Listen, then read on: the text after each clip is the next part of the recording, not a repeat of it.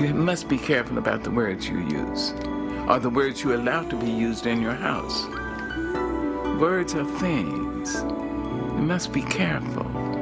Careful about calling people out of their names, using racial pejoratives and sexual pejoratives and all that ignorance. Don't do that. It's time to talk about it. Pull up a chair and take a seat. We're serving up recipes for life. With Hampton University's Dr. Richard Mason and Dr. Tamara Williams. Welcome to the Sunday Brunch. This is Dr. Tamara Williams. And this is Dr. Richard Mason. And welcome back to the table for another edition of Sunday Brunch with the Good Doctors. The good doctors. Indeed. How are you, bro? It's been a week. It has certainly been a week. I tell you, I'm worn out, I see that in your spirit. Yeah. I see that in your spirit this week. I appreciate you being honest, too. Some people try to pretend like it hasn't been all that it has been, but I see that. Yeah, you worked hard this week. Yes, I did. I worked hard this week and, had some challenges.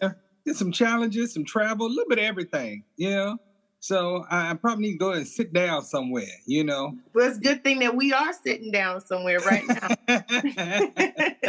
and when I say sit down, I mean lay down. There you go. Go and be specific. Not a permanent lay, but just a little bit of sleep. And you notice I said lay down versus go rest somewhere, Yeah, you don't want to stay down.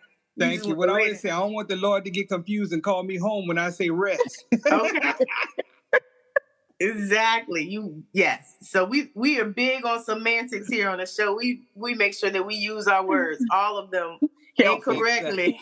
Exactly. That's a part of communication. That is a part of communication. A lot of people don't understand that words are everything. Words mean absolutely everything when it comes to communication, and that it changes the whole meaning of what you are trying to communicate based on the words that you use. That's right. So I'm very specific too when I pray and what I ask for. I don't want there to be any confusion. Although I know that He's an all-knowing God, I want to still be clear in my communication. Right. Crystal clear. Look, you don't let anybody else pray for you because they might mince your words. He might think you meant that. No, I ain't mean what she said. Look, like she the ain't game praying for me long. Like the game telephone where it never ends up at the right conversation. Listen, and there's a whole lot of that going around. Folks just, let me tell you something that really bothers me. When people post stuff on social media and even when you may not know it's the truth when you post it, when somebody corrects you, you leave it up. There is a section on social media called delete. You can take stuff down. You know what I mean? Or at least edit it and to fix it. And so that's just amazing to me how people continue to leave stuff up knowing it's a lie or knowing it's wrong. Stop that, creating all this confusion in the community and in your life. So I just don't. You know why people do things like that, though? Yeah, they're all these attention seekers. Hello, somebody. And so if they take it down, where does the attention go? Away. And so it no longer feeds the purpose. So they're not going to take that down because they want that attention. And when people say things out loud and they're wrong, it causes them to dig their heels in also. People don't like to be corrected in public. They don't like to admit that they're wrong in public typically, and they dig their heels in once they said what they said. So, Look, I'm let me tell you. to the choir with that one. Let me tell you, if y'all know somebody that put something up wrong and y'all corrected them, go ahead. The next statement should be take it down. Responsible people will do so. Exactly. Tell them take it down. They're y'all friends because apparently y'all talking to them on social media. Y'all up on their page and comment. If you can comment on a person's page, you can tell them the truth. Take it down. Well, stop all that lying in the community. Well, bro, what I say too is that birds of a feather do indeed flock together, and confusion does circle around confusion. So if your friends, they're probably going to be putting out the same type of propaganda you're putting out, if those are your type of friends. And So, and also they may be just as ill-informed. So part of us of being able to correct somebody is you got to know something yourself. So if you don't know nothing, you can't say nothing. You gotta know it yourself. You gotta read and be informed for yourself. How you gonna correct somebody when you don't even know it's wrong? And that's true. You gonna tell somebody what to write and you can't even read. How is that? How is that? How is that? Listen. I know it's frustrating dealing with all the types of people that we have to deal with on our day-to-day basis. Because people don't do right. That's right. Some people just refuse to be right. We call them can't get right. Listen at all. Can't get right at all. We need to problem is they're not even trying. They're not even trying. But that's a whole nother day. That's not even why we came to have this conversation today. Let's get on our topic. Because you and I, we can talk forever, ever. Listen. We don't even really need a topic to talk. Look, well, I'm going to go get this bacon. You know, I hope I don't fall asleep at the table after I eat this bacon, but I'm going to go get it anyway. Look, listen to me. This topic going to keep you straight up today. Straight up. It's going to keep you straight awake. There's no way that you're going to fall asleep. Although I know you're tired.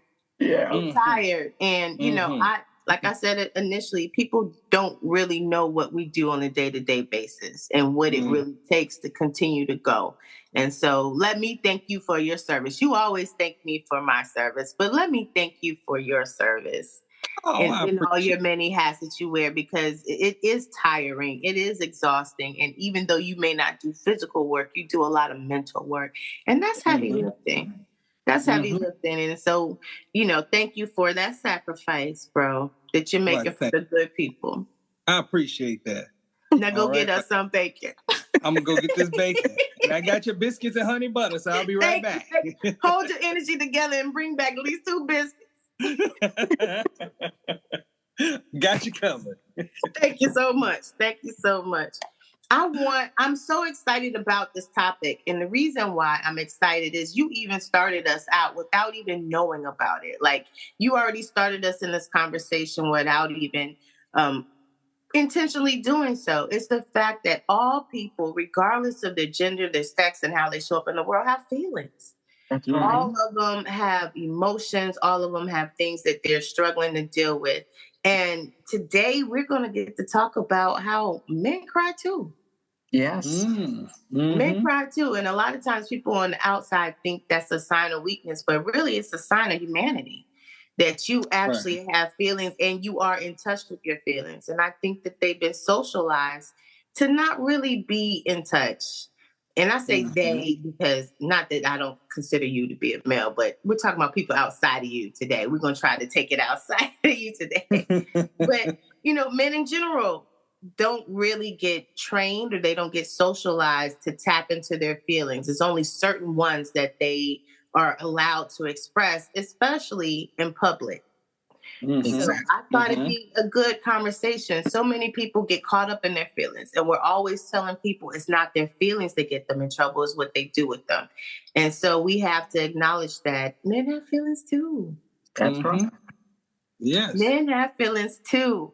And so we get to have that good conversation, hopefully, so that we're not seeing people, because we have seen an uptick in the level of suicides and those type of things that are happening and occurring. And so I think it was a good time for us to have a conversation before we hit the holidays, before we hit the times where people struggle, to acknowledge that, you know, just what you said, you had a rough week this week.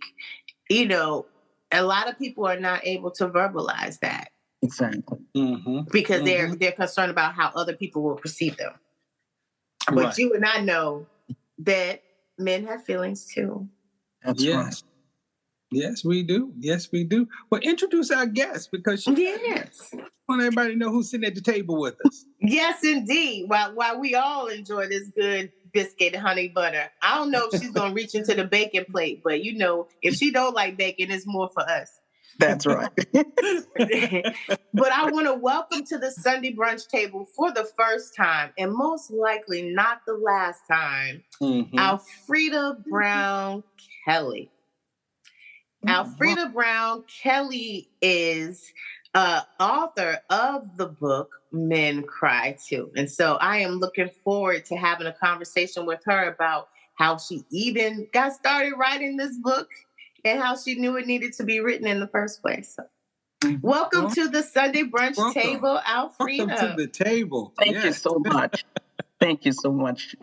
I tell you, I've enjoyed what we've talked about from the beginning. Dr. Mason, I would like to salute and applaud you because you're transparent and you know that expressing your feelings is okay. You know, typically and traditionally in the African-American community, African-American men has been taught to suppress their feelings. They have been told that if they cry, that they're weak or something is wrong with them. They've been called names, and that's just not healthy for anyone. So I wrote this book a few years ago, and what made me write the book was because first I wrote a book called Why Women Weep. And at the time, one of my Marine friends said, why are you always talking about women and women weeping? What about us men? So back then, I had the notion that men made women cry. So we didn't. I was like, we cry because y'all make us cry. Don't rush past that. Let's not rush past that notion. Stay there for a second. Let us rock it in the spirit right there for a second. Put so your foot on the gas. Put your foot on the gas. Drive on past that street. Don't even stop. Listen, what I'm hearing from you, it was not one book, it's two books. So that's why I said let's take a pause and stop right there. And a lot of people don't realize in good research, like you can start in one place and you could end up somewhere else as you are learning more and researching more. So you started out feeling that men were really the reason that women cried. Yes. And, I was in a place at that time where that's just the way it was. I was just feeling like... You were writing about your own feelings, like it was journaling. We cry because you all make us cry. And at the time, I was working at Hampton University, I was a secretary for Dr. Pamela Hammond.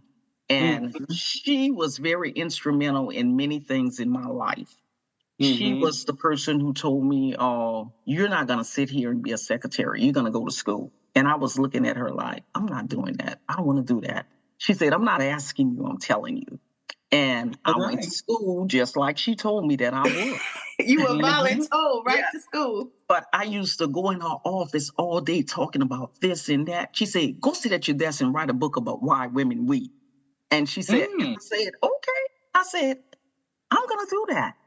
So can I fast forward or y'all want me to? Okay, that was some good stuff though. I appreciate you giving your flowers while she's still living. That's right. And acknowledging that you can be at a place of work and be inspired and push to do more by good mentors who can also be your boss at the same time. That's right. And she saw more in you than you were willing to see in yourself at that moment. And then she said to you some good words that we've heard recently, do something. Exactly. Yes. So you can talk about it. Why don't you go over here and be about it? Focus your energy and your feelings into your words and understanding them and write about it. So as a result, I did write that. But fast forward a few years later, one of my Marine friends, he said, Frida, stop talking about why women weep. He said, what about men? And like I said, at that time, I was in this place where I was like, y'all make us cry. And he said, but men cry too. And I said, no. You can get your titles from your in people. My feelings, I was thinking, y'all not crying about anything. Oh, wow. You're just a savage. I appreciate that, though. You minimize honesty is the best policy, okay? Honesty is the best policy. From your perspective, you felt like they didn't even have anything to cry about. Okay. Yeah. So I'll never forget you all. Let me tell you, Dr. Mason and Dr. Williams, I'll never forget it. I want to say it was December the 15th. I don't know. I want to say 2015, if I'm not mistaken. I'm not really sure the year, but I know it was snowing outside. And I woke up at 5:00 in the morning. And when I woke up, I went to my computer and I said, you know what? I am going to write this book, Men Cry Too. I said, so I'm going to send out an email and see how many men would participate in the book. I sent the email out, and that day, 30 people responded.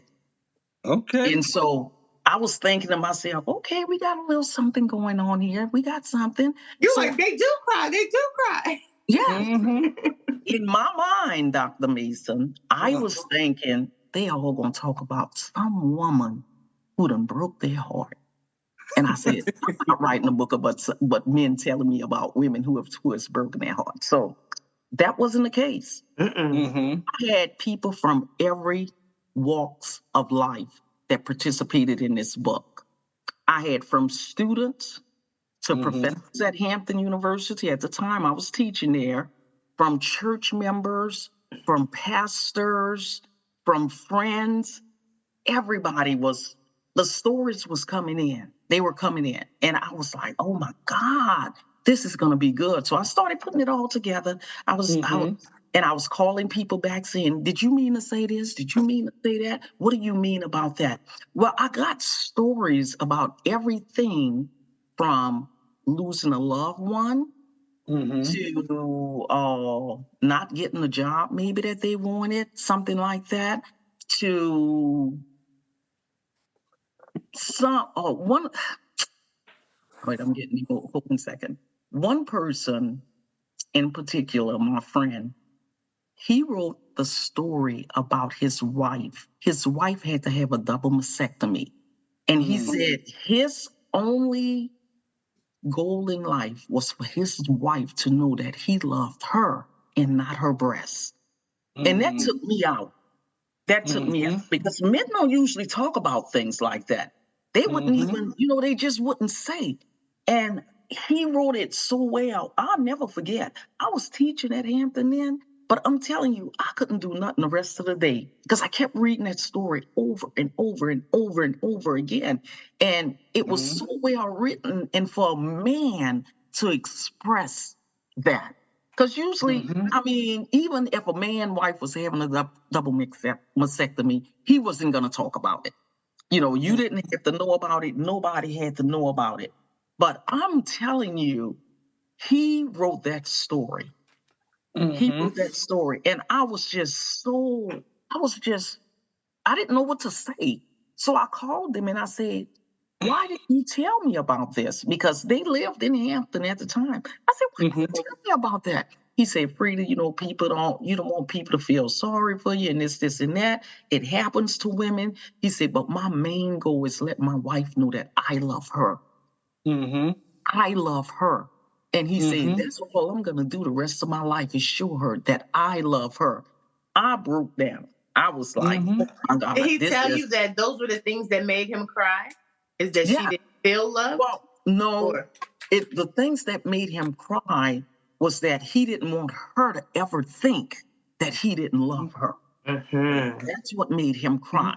And he said it just made him sit there and think, I'm going to show my wife that I love her.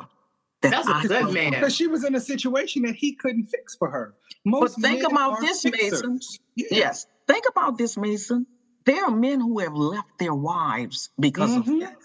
Yes. They have left their wives. So he was saying, no, I'm not leaving my wife. I'm going to stick here. I'm with her. I love her. And this is the way it is. And that's something at that moment, I fell apart. Okay. I was like, oh my. That's a real man right there for you. Exactly. A good man. And also an emotionally mature man. And I think that's the difference. A man that was in tune with his emotions. I think a lot of times men don't know how to define all those different emotions or how it can be expressed. But that was an amazing opportunity for him to be able to express. And he obviously had the vocabulary to do so. He had the emotional vocabulary and bandwidth to do so. And it was a reformative message for you. It changed your perspective of men. My whole perspective. Because like I said, I was out here thinking, y'all crying because of what? Y'all making us cry, but y'all, that's where I was then. But as time went on, I started thinking, and I used to talk to Dr. McGee a lot, and one of the things she said, you know what?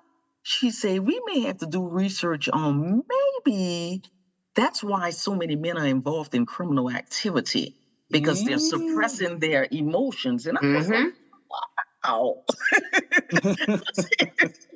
Okay. Those are the only ways in which they've been socialized to express your feelings. When you're angry, you know, that's natural.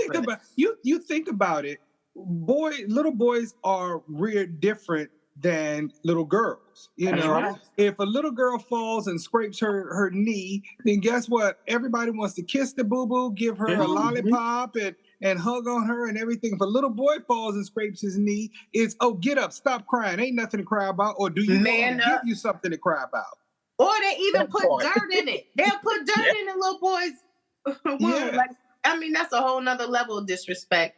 But yes, you don't feel anything. That's nothing. Yeah, they that doesn't hurt. The it totally doesn't hurt, or you know, and it's like, no, you got to be able to identify what causes you pain and what hurts. But when you are socialized or raised with that mentality, you carry those wounds into adulthood, you know? And so those are some of those childhood traumas that people don't want to talk about when we're trying to understand, you know, and try to fix some of the broken men that are out here.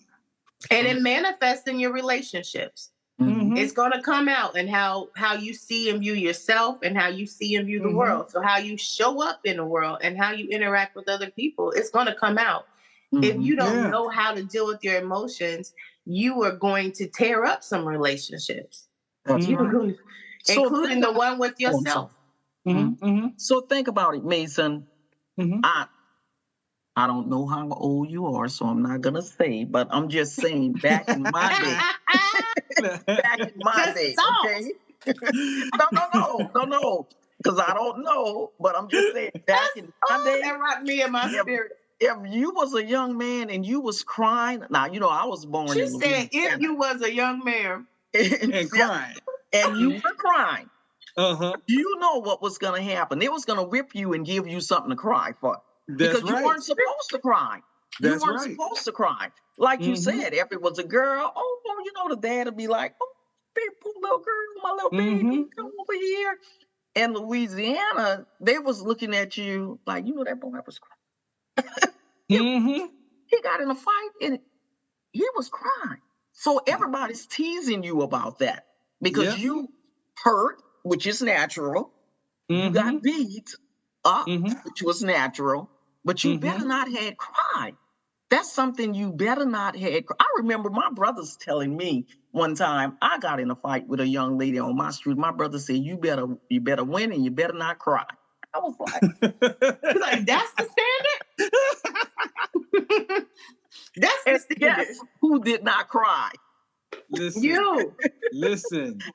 But you know, it's important to have the conversation too, because little boys who don't know how to deal with their emotions become big boys who don't know how to deal with their emotions. And sometimes they don't translate over into real manhood. Right. Because they're stuck in the boyish ways of dealing with their emotions. And they're not able to identify their feelings. You know, that's one of the things that men who come into therapy, you know, we ask the question, so tell me, how does that make you feel as they talk about a situation? Because men talk in their thoughts, you know. Well, you know, when you ask the question, how does that make you feel? Or, you know, she's always running her mouth, or they're always doing this or whatever. Okay, but how does that make you feel? Well, you know, she's getting on my nerves. Well, how does it make you feel? You know, and you're waiting for that emotional statement of, I feel they don't have that vocabulary. When, I feel hurt when, I feel happy when, I feel excited when. And so we have to begin a process of teaching them how to express their feelings in words and emotional words so that we can then dig deep into what's going on, because trying to help them to understand that somewhere along the line, there's an affective bridge. So whereas you're in this bad relationship and you're dealing with this situation and you're not able to express that this person has made you angry, this person has caused you to feel hurt, you know, it stems back to another situation. And if we look at that that timeline, that emotional timeline, we will find other instances that you have unresolved hurt, unresolved anger, unresolved feelings. And that's why you're not able to move forward in any type of relationship, because your emotional, defense mechanisms are up. And you can't get past those things.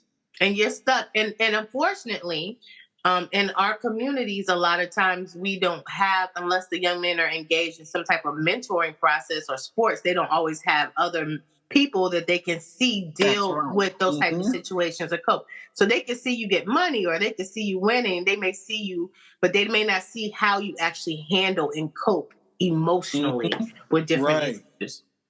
So I have a question. Why is it that most of the time we don't really see men crying until they lose a loved one? I think it's how they're socialized. Even today. Yeah, it's how they're socialized. You don't see them. You gotta have a reason.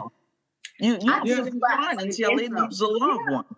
You're exactly right. And I ask the students that. And, we talk about emotions and social differences and gender based on how we express emotions. The flip side is that young ladies are not really allowed to express anger or aggression in public. It's seen as being not ladylike. And for young men, they can't. It's the opposite emotion. They can't, express the sadness. If a young girl was to cry, even at adult age, the first thing people will run over and don't even need to know her and will say, who did it? What's his name? What happened? So that's just the way in which we have grown to relate. So I think that's what has happened to them.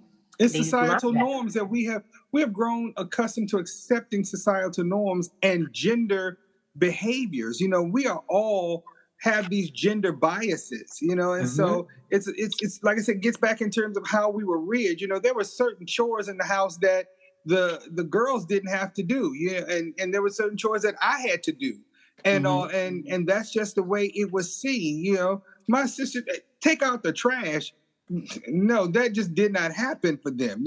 So there were things that I had to do that they did not have to do, and vice versa. And I think we tend to carry those gender biases into adulthood that creates those challenges. And I think that's where you find men still find it difficult to cry, express themselves openly. The expectation is that, yes, when you lose a loved one, that the expectation is, you're going to cry because you miss them. But sometimes I sit in church and that message is really speaking to you. You know what I mean? And it really creates some emotional points for you. And that's once again where I always say those affective bridges take you to a place, you see men cry sometimes there based on, like I said, that preached word sometimes where they've had a breakthrough, where they have, recognized how God has moved in their lives or something like that or whatever. But in a lot of cases, you really don't see men cry, that it really has to be a place. I asked the students when they could cry. When did they think it would be okay for men to cry? Because I wanted to know what the younger generation was, how they see and view men crying. I said, okay, well, give me some circumstances in which you think it's okay for boys and men to cry. They told me somebody had to die. They said a wedding. Some of the girls said, if he ain't crying when I come down the aisle, we ain't finishing this thing. So some of them felt like at a wedding, that was appropriate. He should cry for me when I'm coming down the aisle. He ain't cried yet. Okay, whatever. Some of them said that it would be appropriate for them to cry at the birth of a child. Which does happen. Men do tend to get emotional during those time frames. And then the last thing that they said that was like normal for men to cry was at sporting events. Oh, I didn't know that. This is just the students, their idea of reporting. Like they seem like guys get so engrossed into that sporting event and get emotional about the team winning, losing, or how they're playing. So they say that's a point in time where they can see that, and that doesn't really challenge their view of their masculinity at all. When you said about the sporting events, I'm not going to be petty. I'm going to just keep it in. I won't say. See, there you go. See, that's why men cry. It's women like, see, you want to know why men cry? Frida. Uh-oh. It sounds like you trying to attack our guests. What is happening here at Sunday Brunch? I'm not. You have opposing sports teams. I don't know who his team is, but I'm hoping it's not the girls. No, it's not. Oh, no.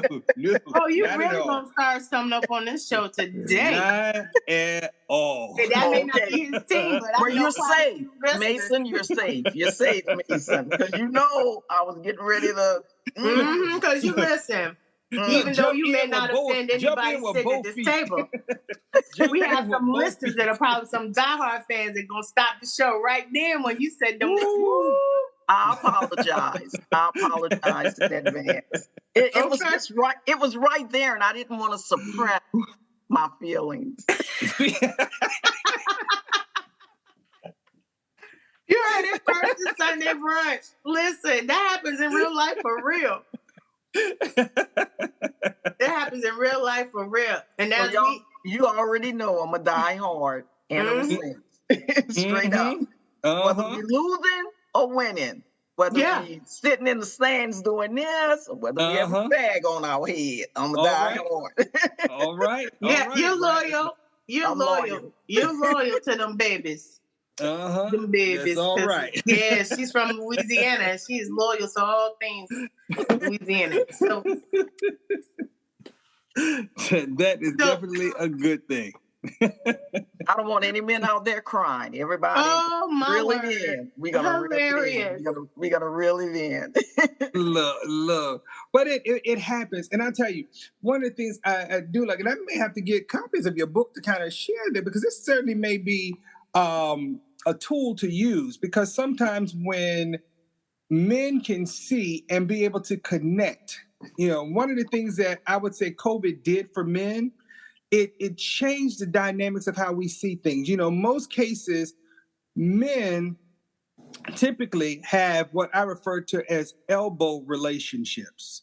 Men don't typically go out to dinner with one another and sit across and talk. Men typically will go to a bar watching a game or something like that or whatever. So a lot of times you really don't get into in-depth conversations about a lot of things. A lot of conversations are surface. Did you see the game? Did you see this? Did you see that? A lot of times men really don't talk about those things that bother them. The gentleman whose wife had the double mastectomy, there were things that he was probably dealing with that, of course, he may not have wanted to share with his wife, because he wanted her to always to feel like he saw her as beautiful. But being able to have this conversation of being hurt, that he can't help his wife. This is something he can't fix. He's feeling vulnerable. He's in a place of, I can't protect her from this. Right. I couldn't do anything about this, but being able to have a conversation with another man about those feelings, to be able to, hey, have that conversation to say, look, you can just be there, be her sounding block. Sometimes just let her talk. You don't necessarily have to fix it, and it's okay. So being able to share those conversations with another man has, was probably a challenge for him. But COVID has really put men in a place that men are now having those conversations across the table from one another, because it really brought a lot of men face to face with who they are and the reality of a lot of things. Because one of the things I look at COVID, it brought us front and center with our own immortality, should I say. Recognize the fact that, guess what? We are mortal. Guess what? We will die. We will leave this place. Right. And COVID reminded us that you could wake up and die the same day, because of the type of disease that it was, and we knew nothing about it, and we couldn't do anything. I remember having COVID, and my mindset was I wanted to have nothing to do with the hospital. When I got it, I said, no, I'm going home. Don't send me to the hospital, because everything in the media had said, if you go to the hospital, you're going to die. Yeah. So and you had it early on before. Yes, I remember. Yeah. So my thing was, fortunately, where my breathing was, I was able to come home, and I had a wife who was right there beside me to take care of me, But a lot of folks came to, like I said, the realization of their own mortality. It was like, wait a minute, And I think that's where men began to really start to have conversations to be able to talk about these things and talk about a few more, some of these feelings and emotions. And the biggest piece of was feeling helpless, and not being able to do certain things for certain people in their lives and stuff like that as well. So I think COVID was a blessing and a curse, because you saw the rise or the spike in the number of people, especially the number of men that began to seek, mental health counseling. I think it also helped because what increased was people being able to do things virtually. So that made that acceptable. And so a lot of men, if you think about work schedules or being able to just tap out for just a few minutes to have that type of therapy, it made it manageable for them, doable for them, to not have to go into an office. You don't necessarily have to take off. You can just find somewhere to be quietly during that moment. Yeah, so one of the things that I think that should happen is that churches should talk about it. My church did. We had a conversation about this book, and my pastor spoke as well. And a lot of men came up after the book signing, and it was like they were saying, "Oh man, I would never be that person who would be crying and let people see me crying." And it said, this has shown me that men do cry. I say, yes, men do cry. They don't always, they're not going to come and say, if one of your friends, Mason, is not going to come to you, man, I was crying last night because of A, B, C, and D. They're not going to do that. But once they find out that it's okay, I think that they would say, oh, okay, so this is okay. So as mental health counselors, I know you all are already on it.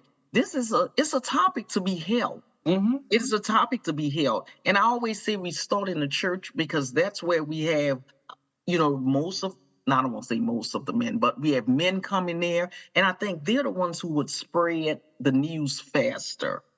They may talk to their friends about it. Now, people out in the community would talk about it as well. But I also always think that it's good having a spiritual standpoint and having a mental counselor giving their input as well. Don't listen to me. I'm not a mental health counselor. I'm a criminal justice and sociology teacher. So, but this is your background. This is your platform. And this is something that you can talk about, because all men do not know that it's okay if they cry. So it's just a conversation to be held. You have to ask the question too, what's going to happen if you do?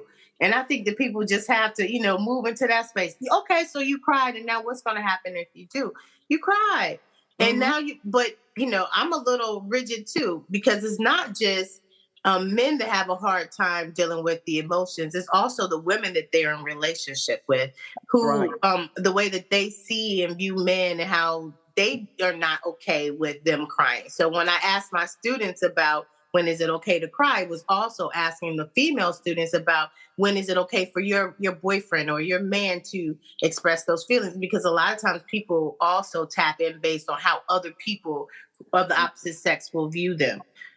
And women, I mean, sometimes they said they found it to be weak. If you cry and I don't cry, it's a problem. And to call a man weak because he's crying, I would rather you express yourself and tell me how you really feel than to hold it in and then blow up down the road. And because you like, well, I never liked this, or I never thought this would be this way, or whatever. Say how you feel and get it off your chest. And if you have to cry, And as women, we cannot see these men as weak because they cry.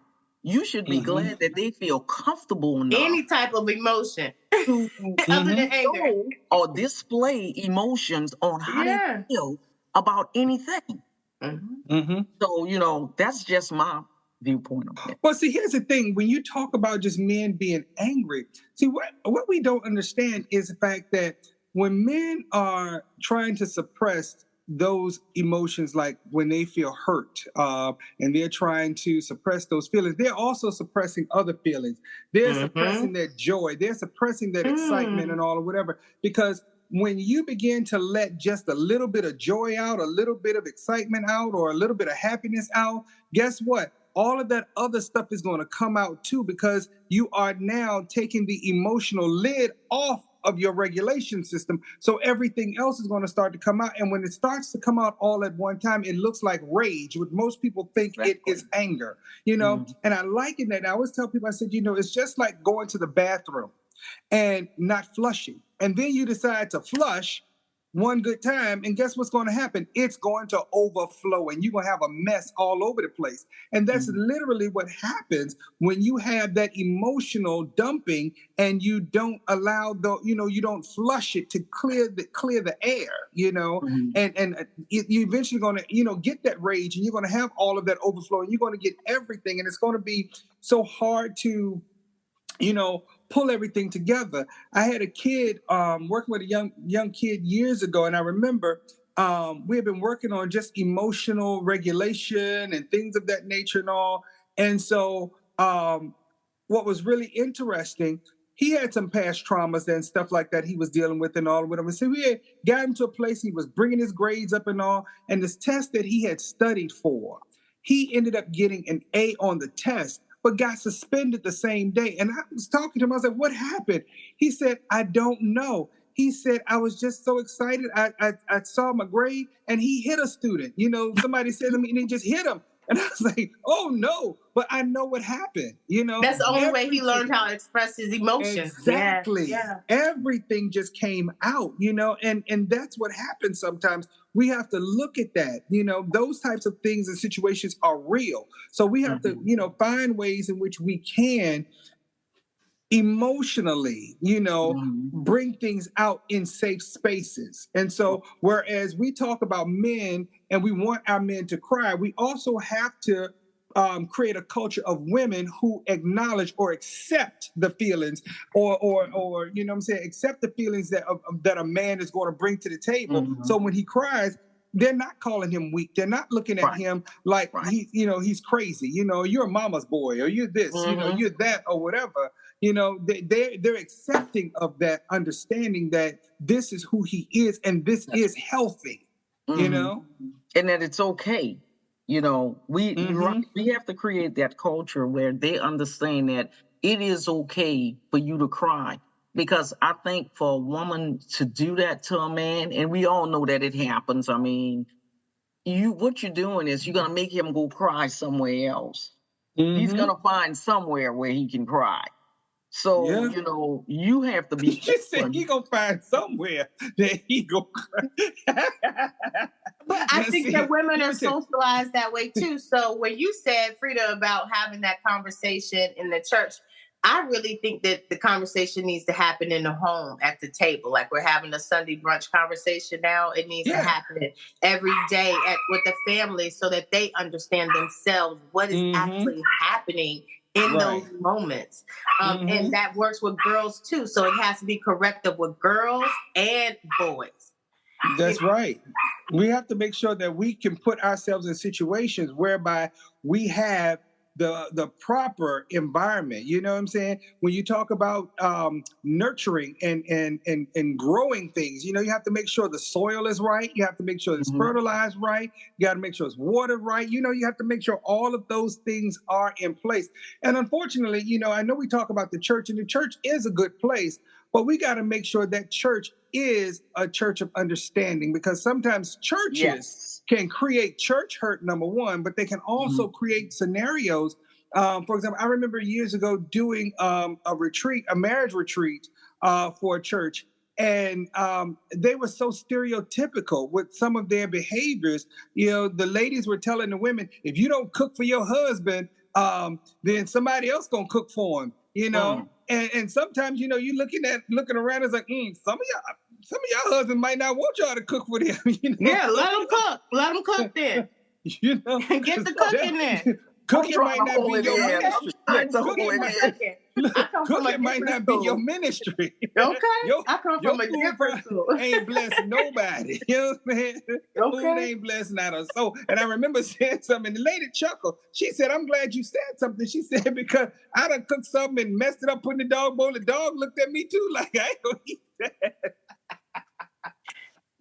You know, bro, I just did that relationship that relationship and marriage retreat with the congregation recently. And you're right. You know, it was helping them to understand that one person's relationship is not everybody's relationship. And who That's you right. actually in relationship with? Who are you getting recharged with as you are getting connected to other people? Like, who are you really connected to? Are you even connected to your partner? I come from That's that right. school. Somebody can take somebody from you. You never had them.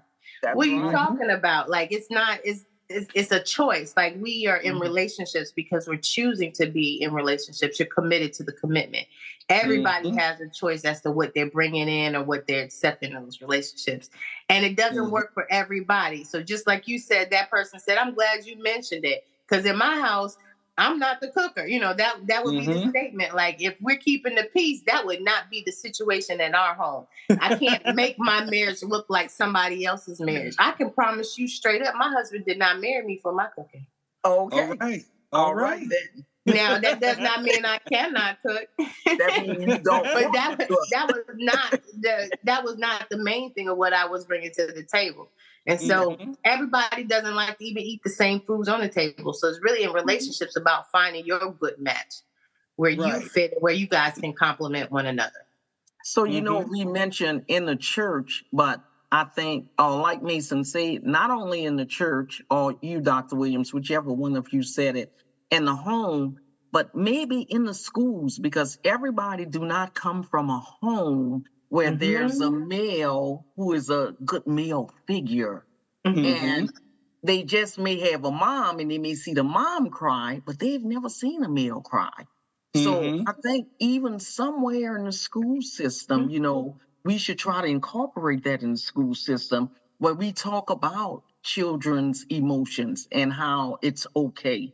Because you're right, the church is good, but like you said, if they come from because of church hurts, a lot of people are not going to accept it. And then we want to say in the home, yes, it should start in the home, but we also know that there are home situations that are not the best. So even in schools, in schools, anywhere we can get the message out to anyone. Anywhere a boy would cry, which is everywhere. That we know we can talk to. We talk to them. Like, I deal with high school juniors and seniors now. So some of them, when they don't turn in their assignment and they start crying, how do you respond to them then? Well, they don't.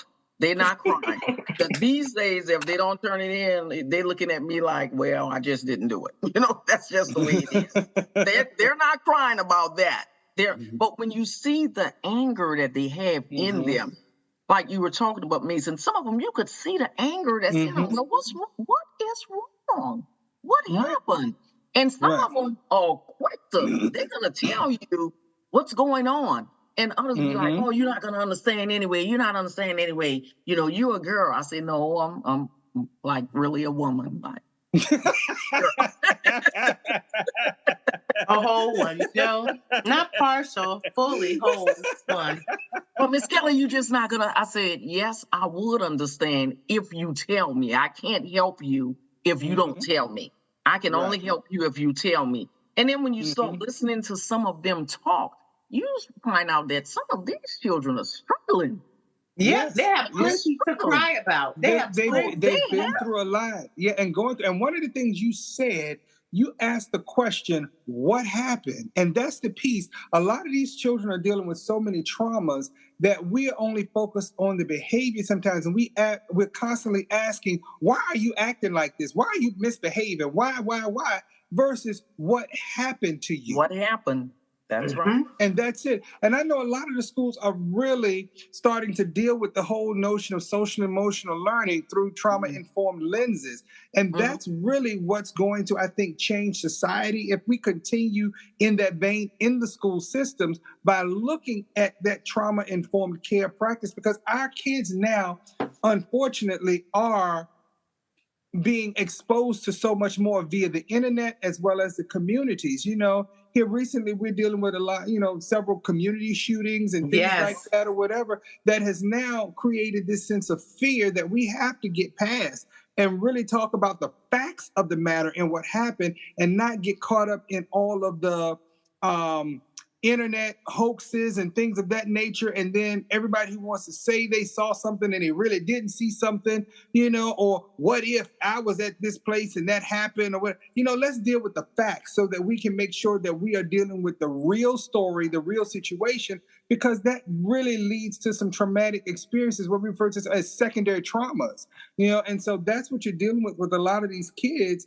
in the schools. In a lot of cases, they're dealing with the secondary traumas that they've experienced as well. They may not have lived there, but they heard the story. And when you hear someone tell the story so good, you feel like you were right there when it happened, and so we've got to continue in those veins in the school systems and allow these students to be able to talk about these things, because I can tell you this: until you get past those issues, those emotional traumas that these children are experiencing, they're not going to be able to learn, and so Absolutely. I know, some teachers practice mindfulness, and so that's a huge support system with kids in the morning to help them get their minds off of, what's happened the night before, so that they can be in a place of learning.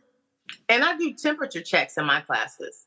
I start sometimes with temperature checks to make sure that we're all, and on the same page. And I help them understand that you have the ability to also control your temperature. Like, you should be that thermostat and not that thermometer. You should be the one controlling that temperature and not just taking on whatever is outside. So, but it's part about teaching and acknowledging that. And the more you have practice with that, the better you become at that. And I think it's because they just get frustrated. You get frustrated of not being able to communicate how you're feeling, not understanding what you're thinking. And that can come out, as we know, in aggression. It can come out in other ways. And so it's really about us, really, the more that we're talking about it, our students are learning how to get in their feelings, but they don't know what to do with their feelings once they're there. So that's the other part of us tapping in. I think a lot of us, now we're talking more about mental health. We want to make sure that our kids don't become desensitized either by the things that they are experiencing. So you talk about the shootings and all that kind of stuff. So it's important to help them learn words to express their feelings, even the things they're seeing all the time. So they know it's normal to cry at this situation. It doesn't matter if this is happening all the time in your situation. It's still something to cry about. It's still something to be upset about. It's okay to have feelings about these things as well. Exactly. So, Frida, give us. We usually ask our folks who come to the table if there is something that you would like to leave as like a nugget, for people, something to think about, something to grow on. What would you tell our listeners as relates to this whole notion that men cry too? What would you like to share? Well, I would like for everyone, not just women or girlfriends or whatever, I would like for everyone to just be kinder than necessary to everybody, because everybody is fighting some kind of battle. I tell my class every day, mental health is a beast. It's a beast, but you have to kill that beast. And sometimes it takes you getting help from someone else, and it's okay to get help. A strong person is going to get help. A weak person is going to say, oh, I can do it all by myself. And that's just not the truth. We have mental health counselors for a reason. That's their job. That's what they're good at. That's what they do. They can help you. So if anybody ever tell you that, you're weak because you need mental health counseling, that's just simply not the truth. And if you need help, you don't have to tell the whole class. You could tell me, and then I'll let the administrators know, and then we'll do what we do and make sure you get the assistance that you need. And it's okay. So as a community, as a whole, we have to come to the realization that mental health is something that can be combated. And that is why we have mental health counselors. I'm not a mental health counselor. I'm not going to pretend to my students that I can diagnose their problems, but I can tell you where to go so you'll probably be diagnosed and you can get the proper care and the help that you need. All right. Well, thank you so much. That is one to wrap up on. Get the help that you need. And I tell you, Yes, And I appreciate this conversation right here at the table. And so we're going to wrap this thing right on up. But thank you so much for joining us. Thank you for inviting me. I appreciate it. Yes, indeed. Right. Well, I am Dr. Richard Mason. I am Dr. Tamara Williams. And thank you for joining us right here at WHOV Smooth 88.1. The essence of HU. Keep your fork. Someday we'll be able to measure the power of words. I think they are things. I think they get on the walls. They get in your wallpaper. They get in your rugs, in your upholstery, in your clothes, and finally into you. Thank you for joining us at the table. Tune in next Sunday at 1 p.m. for more delicious topical recipes for life on the Sunday Brunch. On Smooth 88.1 WHOV.